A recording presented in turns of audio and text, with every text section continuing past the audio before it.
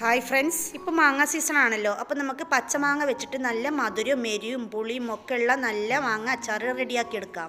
ഇത് ചോറിൻ്റെ കഞ്ഞീൻ്റെ ഒക്കെ കൂടെ കഴിക്കാൻ സൂപ്പർ ടേസ്റ്റാണ്. വെറുതെ കഴിക്കാൻ തന്നെ ഇത് നല്ല ടേസ്റ്റാണ് കേട്ടോ.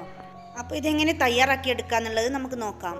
അതിനായിട്ട് ഞാനിവിടെ 4 പച്ചമാങ്ങയാണ് എടുത്തിട്ടുള്ളത്. ഇത് തൊലിയൊക്കെ ഒന്ന് കളഞ്ഞതിന് ശേഷം ക്യൂബാക്കി കട്ട് ചെയ്തെടുക്കാം. ഈ അച്ചാർ തയ്യാറാക്കാൻ വേണ്ടിയിട്ട് ഉലുവയും കടുകും ഒന്ന് വറുത്ത് പൊടിച്ചെടുക്കണം. അതിന് ഞാൻ ആദ്യം 1 ടീസ്പൂണ് കടുക് ഒരു ചട്ടിയിലേക്ക് ഇട്ടതിന് ശേഷം അത് പൊട്ടിക്കഴിഞ്ഞിട്ട് ഒരു ബൗളിലേക്ക് മാറ്റുന്നുണ്ട്.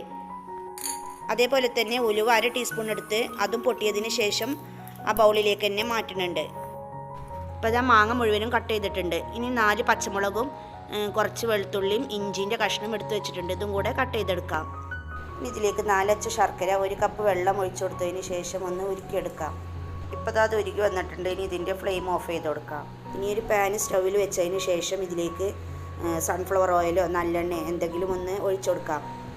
നല്ലെണ്ണയാണ് ഒന്നുകൂടെ നല്ലത്. ഞാനിവിടെ സൺഫ്ലവർ ഓയിലാണ് എടുത്തിട്ടുള്ളത്.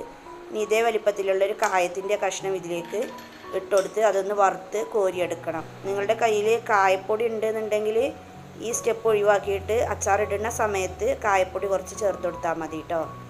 കായാണ് കയ്യിലുള്ളത് എന്നുണ്ടെങ്കിൽ ഇതുപോലെ വറുത്തെടുത്തിട്ട് അത് പൊടിച്ചതിന് ശേഷം ചേർത്ത് കൊടുക്കാം. ഇനി അതേ എണ്ണയിലേക്ക് തന്നെ 1/2 ടീസ്പൂണ് കടുകും 1/4 ടീസ്പൂണ് ഉലുവയും ഇട്ട് ഒന്ന് പൊട്ടിയതിന് ശേഷം നമ്മൾ അരിഞ്ഞു വെച്ചിട്ടുള്ള ആ ഇഞ്ചി, പച്ചമുളക്, കറിവേപ്പ്, വെളുത്തുള്ളി അതും കൂടെ ഇതിലേക്ക് ഇട്ട് കൊടുക്കാം.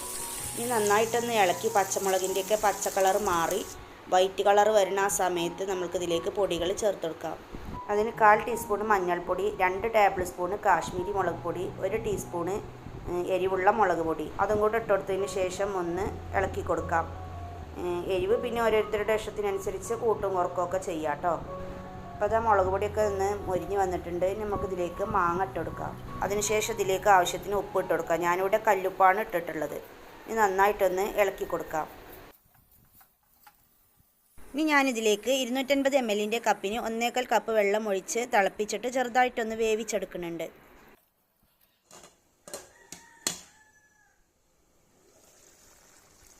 ഇപ്പോൾ അതാ നമ്മൾ ചേർത്തിട്ടുള്ള മാങ്ങയൊക്കെ അത്യാവശ്യം വെന്ത് പാകത്തിന് കുറുകി വന്നിട്ടുണ്ട്.